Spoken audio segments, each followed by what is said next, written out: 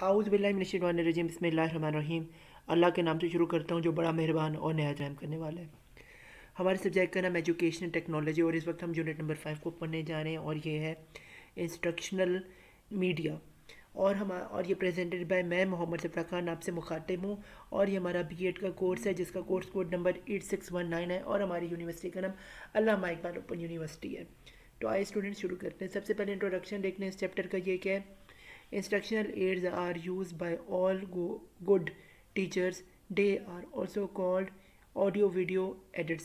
यानी कि जो क्लास टीचिंग में जो सबसे अहम तरीन चीज़ है वो है जी लेक्चर को डिलीवर करना। उसमें जो सबसे अच्छी टीचिंग करने के तरीके वो ये है कि वो ऑडियो वीडियो का एड्स का जो इस्तेमाल करें।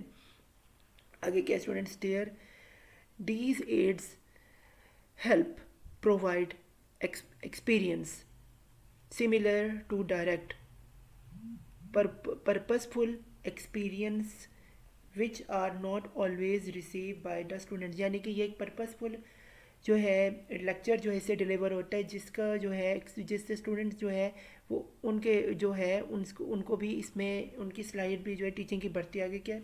There are instances of non use of aids mostly due to ignorance of teacher. यानी क्या टीचर्स कभी कभी क्या होता है इग्नोर करते हैं और वो टेक्नोलॉजी का क्लास में इस्तेमाल नहीं करते जिससे क्या होता है स्टूडेंट्स की रिगार्डिंग जो उनका लेक्चर है उनको इतना समझ नहीं आता। फिर hands knowledge about instructional aid is much for every since teaching. यानी कि टीचिंग जो है उसके लिए बहुत इंपॉर्टेंट इन एड्स को यूज़ करना एज अ टीचर के लिए।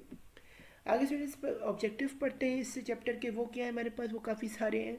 नंबर 1 पे क्या है? Explain graphical aids like maps pictures charts graphs goals and diagram. इस चैप्टर में जो है वो देखेंगे कि मैप्स क्या होते हैं, पिक्चर्स क्या होते हैं, चार्ट्स क्या होते हैं, ग्राफ्स क्या होते हैं, गोल्स क्या होते हैं, डायग्राम क्या होते हैं। नंबर 2 पे हम देखेंगे discuss the utility of checkbook black board ball pen board and flannel board in the teaching learning process. यानी टीचिंग लर्निंग प्रोसेस में सबसे आम तरीन जो है वो चौक का इस्तेमाल होता है, ब्लैक बोर्ड का इस्तेमाल होता है, ये बुलेट बोर्ड का इस्तेमाल होता है, फिनल बोर्ड का इस्तेमाल होता है और ये टीचिंग लर्निंग प्रोसेस है। फिर नंबर 3 पे क्या है? Appropriate the utility of model posters film trip projectors and slide projector. यानी कि जो है बच्चों और आगे क्या epidiascope overhead projector and microfilm इनका इस्तेमाल है। फिर फिर है जी specific the significance of field trips and exclusiveness इनका इस्तेमाल है। नंबर 5 पे describe the role of exhibited in education का। फिर है हमारे पास नंबर 6 पे specify the utility of museums in museums पे लेके जाना स्टूडेंट्स को, ये भी क्या एजुकेशन को।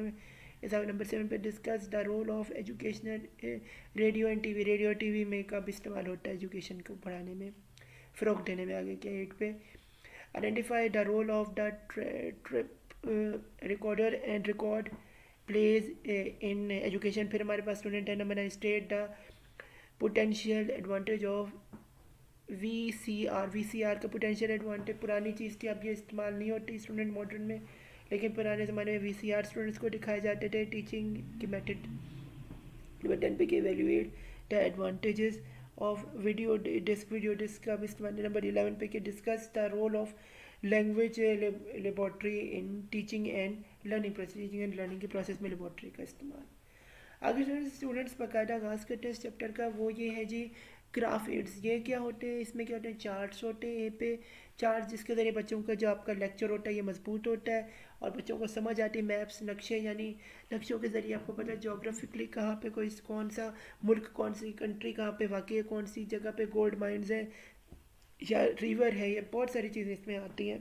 या कोई ऑर्गेनाइजेशन कहाँ पे है या कोई कंपनी कहाँ पे, ये सारी चीज़ें मैप के ज़रिए पे। नंबर सी पे पिक्चर्स बहुत आम तरीन चीज़ है। इसमें आपको शक्ल सूरत रंग नस्ल और जानवर की शक्ल और किसी और न मेरे दिल की तस्वीरें अंदर से किस तरह का होता है, हर चीज़ जो है आपको पिक्चर्स के ज़रिए जो अच्छी तरह समझ आते हैं। एक लेक्चर एक टीचर के लिए बड़ा फिर है ग्राफ्स के ज़रिए जो है हम टीचर पता चलता है स्टैटिस्टिकल क्या ग्राफ्स की वैल्यूज़ जाने ऊपर नीचे, वो अच्छा उससे लेक्चर। नंबर ई पे क्या है, ग्लोबल ग्लोबल तरीके से हम बता सकते हैं दुनिया किसका नक्शा किस तरह से है और उस पर वो कहाँ पे कौन सा मुल्क वाक़ है। फिर हमारे पास ये एफ पे ये डाइग्राम्स होती हैं, इसके ज़रिए भी जो है लेक्चर जो आपका अच्छा होता है, इसे हम ग्राफिकल एड्स कहते हैं। आगे स्टूडेंट्स हम चलते हैं, ये जी बोर्ड्स क्या है जी, शॉर्ट शेयर शुड बी, ये क्या शॉर्ट डेयर बोर्ड होते हैं, इसमें भी properly planned of black board, उसमें ब्लैक बोर्ड वर्क होता है। फिर क्या है जी, बुलेट बोर्ड्स होते हैं, वो उनके ज़रिए जो है जो टीचिंग में जो मेन पॉइंट्स होते हैं उसको जो है एक्सप्लेन कर दिया जाता है, टीचर बैठ के कर देता है अपने प्रेजेंटेशन देते हुए। फिर these board should be well maintain and activate ये वेल मेंटेन और एक्टिवेट यानी पॉइंट टू पॉइंट फोकस हुआ हुआ और एग्जैक्टली जो है जो बात बतानी वो डिलीवर हो जाएगी। इसी पे क्या फ्रेंशियल बोर्ड जो है वो होते हैं, इसमें क्या है जी, coloured little stairs related to a particular period of move can prepared and displayed in sequence in useful way में जो है इसको जो एक्सप्लेन किया जाता है। आगे स्टूडेंट क्या है हमारे पास, नॉन प्रोजेक्टेड एड्स में इनमें क्या है जी, ए पे क्या है, मॉड्यूल्स होते हैं मुख्तलिफ़ किस्म के, उनके ज़रिए जो है पढ़ाया जाता है। फिर बी पे क्या है, real objects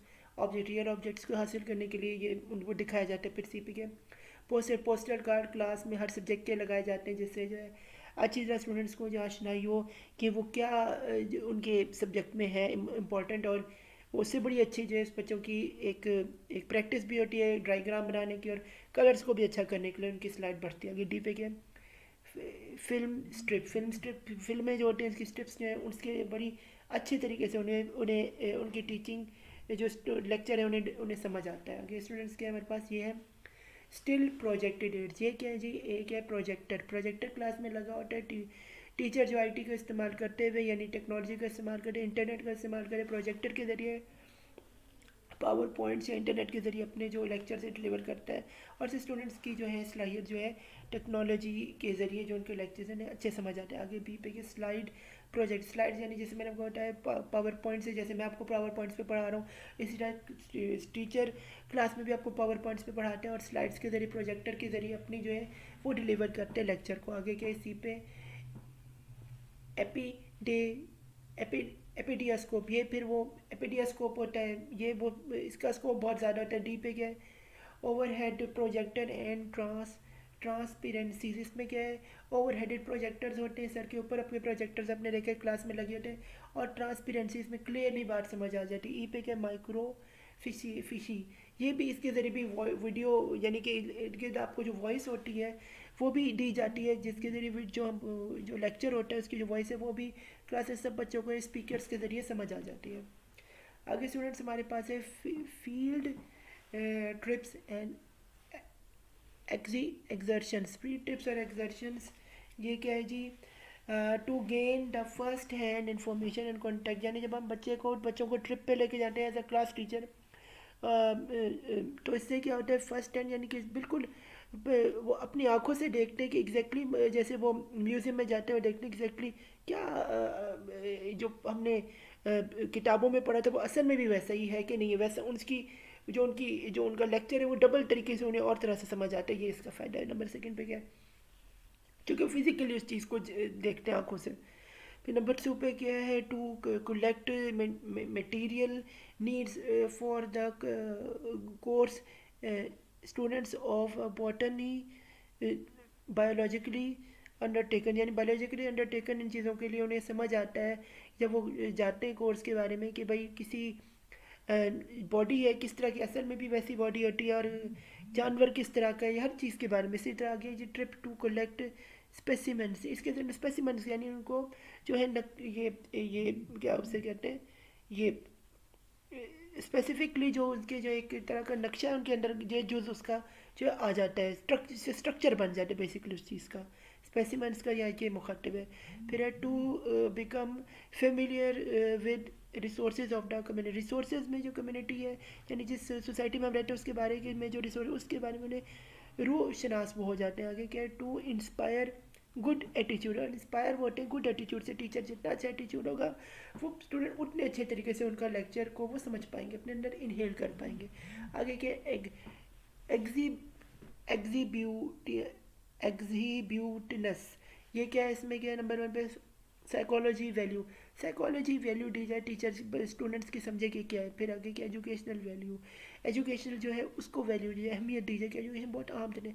financial value, finance से पैसे लगाए जाएंगे तो स्टूडेंट ट्रैवल करेंगे तो उन्हें बात समझ आएगी, फिर उनकी जो है नॉलेज भी बढ़ेगी और वो अच्छा एक असातिज़ा, अच्छा टीचर जो है वो अच्छा स्टूडेंट्स को है जो है एज अ ब्रांड जो है सोसाइटी में भेज पाएगा, तभी स्कूल की ब्रांडिंग बढ़ेगी और तभी उनके पास फाइनेंसेस आएंगे। फिर 4 क्या है, पब्लिसिटी वैल्यू, पब्लिसिटी तभी हो पाएगी जब स्टूडेंट अच्छा पढ़ के जाएगा, सोसाइटी से जाएगा, सोसाइटी में जाएगा, अपना बताएगा हमने स्कूल से पढ़े, हमने इतना अच्छा हमारे टीचर ने पढ़ाते, तो वो उसी स्कूल में एडमिशन लेंगे और तो स्कूल के नाम जो है बिजनेस जो है स्कूल को बड़ा अच्छा मिलेगा, पैसा भी मुनाफा मिला और वो स्टूडेंट का जो मेयार है तालीम वो भी बेहतर होगा। आगे क्या है 5 पे यूज़फुल फॉर पब्लिक, ये यूज़फुल पब्लिक भी है, इसको यूज़फुल कर पाएगा स्कूल को जो है उसको एक नाम मिलेगा।